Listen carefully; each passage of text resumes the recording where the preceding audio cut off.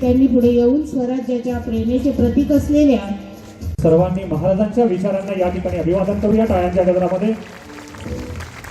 संभाजी राजांनी लिहिलेल्या बुद्धभूषण या ग्रंथातील काही काव्यांच्या ओळी धर्मे स्थितो नरो नित्यं तेजसा पुरितो भवेत दीप प्रज्वलनात् पुण्यम भवतु शुभम भवतु सर्वदा। अर्थात जो मनुष्य धर्मावर स्थिर राहतो तो तेजाने परिपूर्ण होतो। या सर्वांनी टाळ्यांच्या गजरात त्यांचं स्वागत करूया।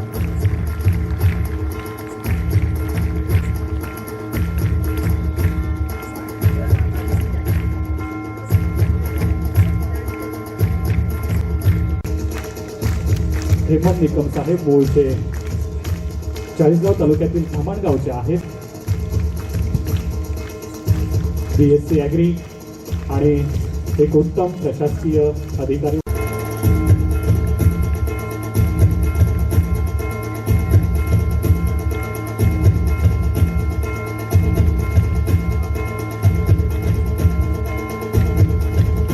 आजवर शेकडो व्याख्याने सुषेण महाराजांनी दिलेली आहेत, तथा वक्तृत्व काय असतं, संभाषण काय असतं याची ओळख महाराष्ट्राला करून देणारे आजचे व्याख्याते शिवविचारांनी आपल्या कीर्तनाच्या माध्यमातून व्याख्यानाच्या माध्यमातून प्रबोधनाची चळवळ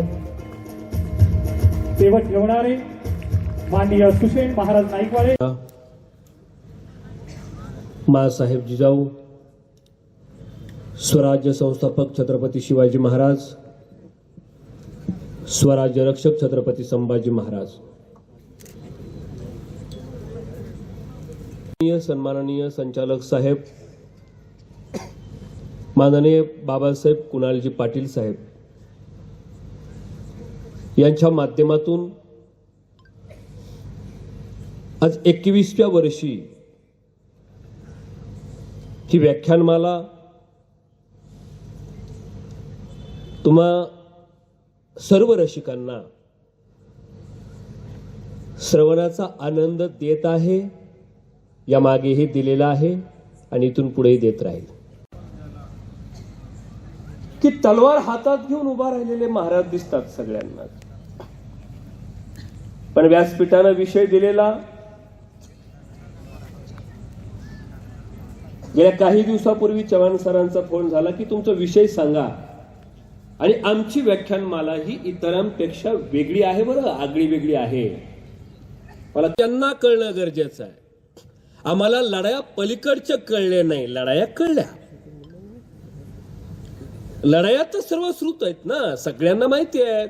अफजल खानाचा कोतळा काढला, शाहिस्ते खानाचे बोट तोडले, पन्हाळ्यावरनं सुटले, हे सर्व श्रुत आहे ना। याच्या पलीकडं त्याच्या पलीकडं ऐकण्यात रस नाही वाटत लोकांना। नाही नाही नाही, मारलेलं सांगा, रिपीट रिपीट परत परत, आणि कसं मारलं सांगा।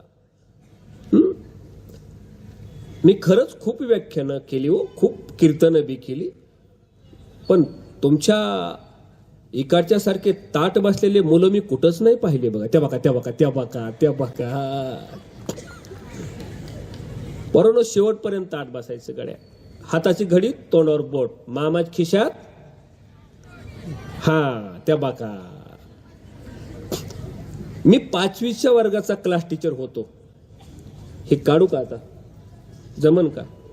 थोडं माफी मागू ना, म्हणजे आज मी कीर्तन करतोय असंच फील व्हायला मला यानं, हा म्हणून हे काढून माहिती का, बिन पगारी आणि त्या बाका कसं मला म्हणलं की हाय का। 13 वर्ष विनाअनुदानी शाळेवर नोकरी करणं म्हणजे वनवासच आहे ना तो। पेट्रोललाच पैसे नाही, गाडीत पेट्रोल नाही, कुणाचं तरी पेट्रोल घ्यायचं, शाळेवर शिकवायला जायचं। 13 वर्ष आणि तो वनवास बाबा, दुर्दैवानं मी 13 वर्ष वनवास भोगलाय। प्रभुरामचंद्रानं किती वर्ष? 14। मी किती? देवाचं रेकॉर्ड मोडायचं नाही म्हणून 1 वर्ष थांबलो अलीकडेच।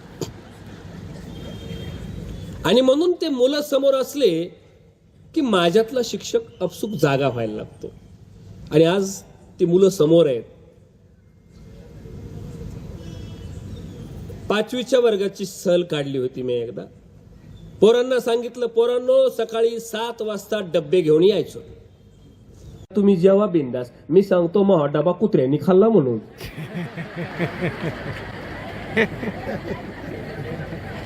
ती मागच्या पिढीपेक्षा हुशार आहेत बरं काय पुढचे. आणि म्हणून पुढच्या पिढीला महाराज कळणं गरजेचं आहे. वर्गात 2 पोरं बसलेले असायचे. एकाचं नाव पांडुरंग, एकाचं नाव बंडू. मी विचारलं काय नाव आहे रे तुझं? पांडुरंग नावाचं पोरग होतं. ते मला म्हणलं माझं नाव पांडू. मी म्हणलं पांडुरंग आहे रे, असं रंग लावत जा ना पुढं. पांडू नाव असं नाही, पांडुरंग देवाचं नाव आहे, नुसतं पांडू म्हणायचं नाही. त्याच्या बाजूला पोरग बसलं होतं बंडू नावाचं. मी त्याला म्हणलं तुझं काय नाव आहे रे? तो म्हणला बंडू रंग. त्या ही मागची पिढी ना पुढच्या पिढीपेक्षा निश्चित हुशार असतेच, पण पुढच्या पिढीपर्यंत संपूर्ण शिवबाराजे नाही गेले त्या फक्त शिवबाराजांच्या लढाया. आणि मग शिवबाराजांच्या लढायात जर आम्हाला माहित असतील, याच्या पलीकडचे शिवबाराजे जर आम्हाला माहित नसतील, मग शिवबाराजे आम्ही समजून घेतलेच नाही. नाही, युद्ध कळलं हो, युद्ध कळलं, लढाया कळल्या, रणनीती कळली, युद्धनीती कळली, राजनीती कळली. याच्या पलीकडे राजा नाहीये का? आहे ना. माझा राजा बाप म्हणून समजून घ्या रे, एक बाप म्हणून समजून घ्या शिवबाराजाला. शिवबाराजाला मुलगा म्हणून समजून घ्या. किती मातृभक्ती करत होता राजा. शिवबाराजाला भाऊ म्हणून समजून घ्या रे. संभाजीराजे गेल्यानंतर काय अवस्था झाली होती. शिवबाराजाला नातू म्हणून समजून घ्या रे. कुठं समजून घेतल्यात आम्ही शिवबाराजांच्या या भूमिका? बाप म्हणून समजून घ्या. लेकरू 1.5-2 वर्षाचं आहे हो, 1.5-2 वर्षाचा शंभू बाळ. त्यावेळी शिवबाराजे बाप म्हणून समजून घ्या. 1.5-2 वर्षाचा शंभू बाळ आहे, 1.5-2 वर्षाचा.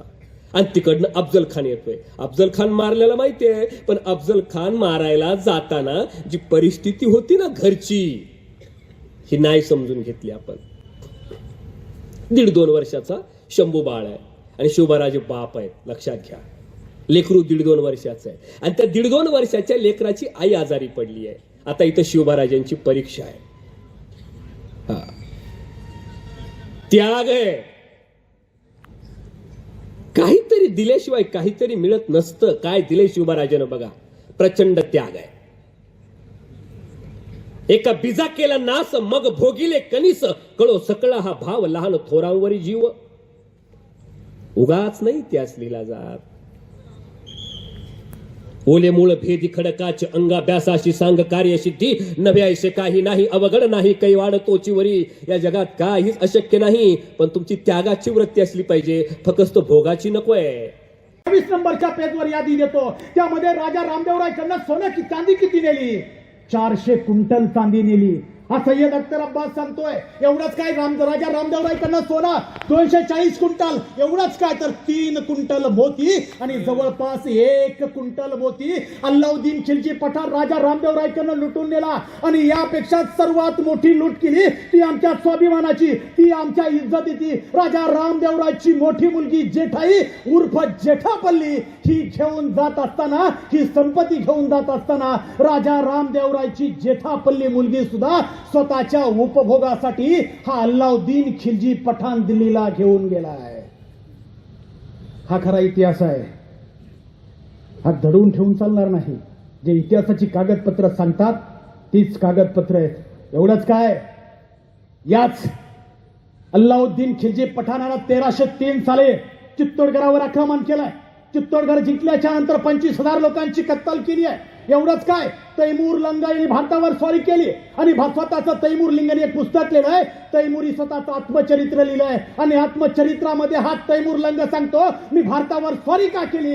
भारतातले सुलतान कमजोर झाले आणि काफिर शिरजोर झाले, म्हणून मी भारतावर स्वारी केली. असं लिहितंय कोण?